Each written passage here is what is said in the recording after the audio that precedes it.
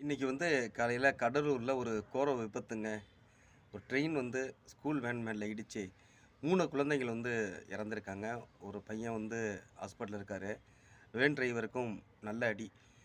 பாருங்க காலையிலேயே இந்த ஒரு கோர சம்பவம். அவங்க பெற்றோர்கள்லாம் கதறி அழுகுறாங்க. என்ன நடந்தது அப்படின்னா, கேட் கீப்பர் வந்து அ தண்ணி அடிச்சுட்டு தூங்கிட்டாருன்னு சொல்றாங்க. இல்ல ஏதோ ஒண்ணு தூங்கியிருக்காரு. அவர் சிக்னலையும் போடல. அந்த கேட்டையும் இழுத்து மூடல. அப்படியே விட்டுட்டாரு. சரி, எது சிக்னல் தான் இல்லையேன்னு சொல்லி டிரைவர் வேகமா வண்டிய செலுத்தியிருக்காரு.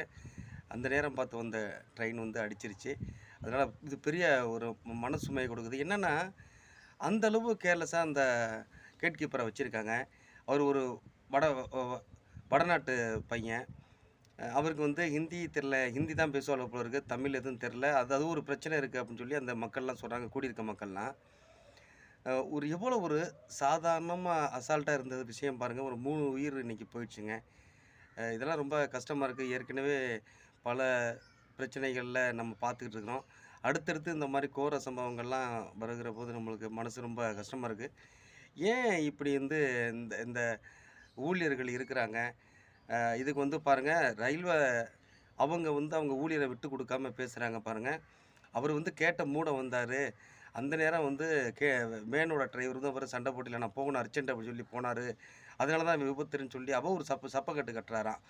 அதெல்லாம் ரொம்ப தப்பு. ஒரு தவறு செஞ்சிருந்தா அதுக்கு வந்து தலவணங்கி அத வந்து ஏத்துக்கிட்டு, திருப்பி வந்து அது ச அது நடக்காதவாறு பார்க்குறது தாங்க ஒரு மனிதாபிமானம். அதுதான் சரியாவும் இருக்கும்.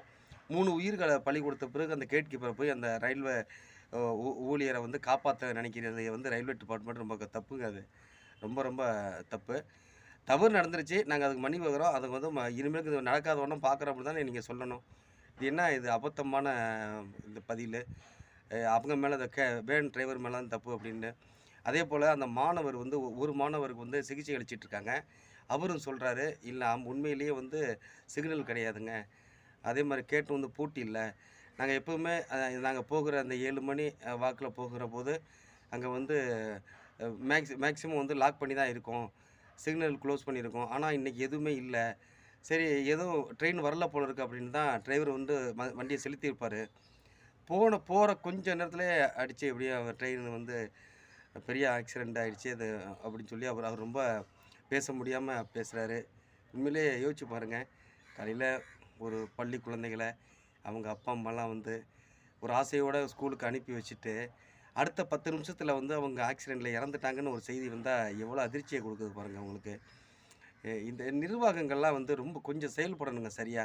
எவ்வளோ விபத்துகள, எவ்வளோ கொடுமையான லாக்கப் டெத்துகளெல்லாம் நம்ம சந்திச்சாலும் கூட, திருப்பி திருப்பி இந்த மாரி நிகழ்வுகள தொடர்ந்து இன்னைக்கே வந்து 3 ஆக்சிடென்ட்.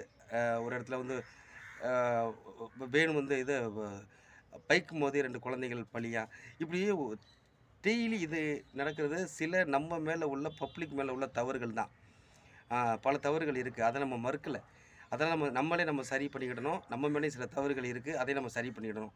ஆனா, மிக விழிப்புணர்வோட இருக்க வேண்டியது இந்த டிபார்ட்மெண்ட், ரயில்வே டிபார்ட்மெண்ட். இவங்க வந்து இந்த இந்த போல மோசமான ஒரு சூழல வந்து உருவாக்கி இருக்கிறாங்க. முதல்ல இங்க உள்ள கேட் கீப்பர ஏங்க நீங்க வந்து ஹிந்திக்காரன போடுறீங்க? தமிழ்ல இத யாருமே வேலை செய்றதுக்கு ஆள் இல்லையா? நீ மும்மொழின்னு சொல்றீங்கல்ல. மும்மொழி அவனுக்கு தெரிஞ்சிருக்கா? முதல்ல தமிழ் தெரிஞ்சிருக்கா அவனுக்கு? தமிழ் தெரியாத ஒருத்தன எப்படி நீங்க கொண்டாந்து இங்க வந்து கேட் கீப்பரா போடுறீங்க? பல கேள்விகள் இருக்கு சார். மத்திய அரசு நீங்கலாம் இதில வந்து சரிப்படுத்தணும்.